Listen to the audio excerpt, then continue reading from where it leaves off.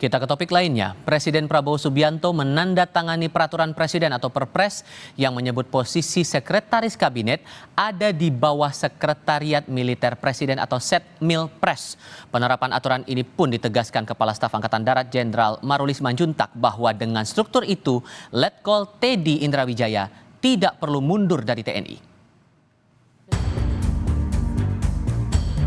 Presiden Prabowo Subianto meneken aturan yang menyebut posisi sekretaris kabinet ada di bawah Sekretariat Militer Presiden atau Setmilpres. Aturan ini dimuat dalam Peraturan Presiden Nomor 148 Tahun 2024 tentang Kementerian Sekretariat Negara. Belait ini ditetapkan Presiden dan diundangkan oleh Menteri Sekretaris Negara Prasetyo Hadi pada 5 November 2024. Di pasal 48 ayat 1 aturan itu disebutkan, posisi Sekretariat Militer Presiden membawahi Sekretaris Kabinet.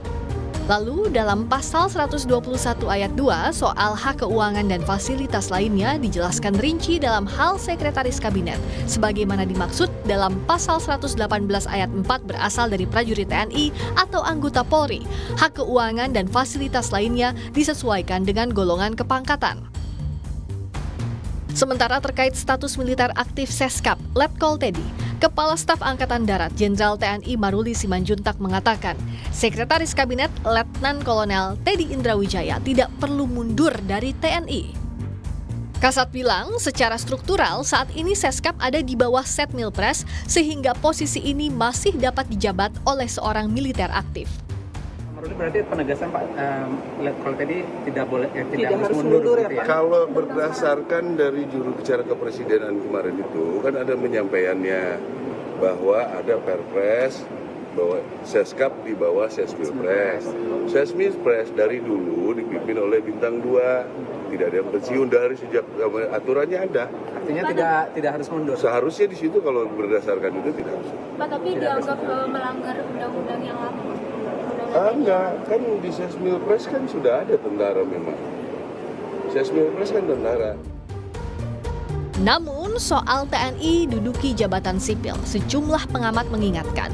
Salah satunya peneliti imparsial Al-Araf dalam rapat dengar pendapat umum membahas revisi Undang-Undang TNI di Komisi 1 DPR 4 Maret lalu bilang, setidaknya ada 2.500 prajurit TNI aktif menduduki sejumlah jabatan sipil pada 2023 yang dinilai dapat merusak sistem ketatanegaraan. Jangan kembali tarik militer ke dalam ruang jabatan sipil. Jangan goda mereka masuk ke wilayah itu.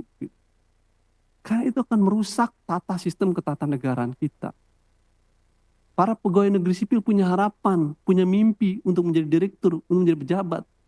Tapi stop ketika mereka jabatannya diisi oleh militer aktif, diisi oleh polisi aktif. Tugas militer sebagai alat pertahanan negara, tugas politik penegakan hukum, Kamtibmas nggak usah masuk di birokrasi sipil. Terbaru soal jabatan sipil yang bisa diduduki TNI. Anggota Komisi 1 DPR RI TB Hasanuddin menjelaskan, rapat panja hari ini turut mendiskusikan opsi penambahan satu lembaga lagi yang jabatannya bisa diduduki prajurit TNI, yakni Badan Nasional Pengelola Perbatasan di bawah Kementerian Dalam Negeri. Sehingga jabatan sipil untuk prajurit TNI bisa jadi akan diperluas menjadi 16 kementerian dan lembaga. Tim Liputan Kompas TV.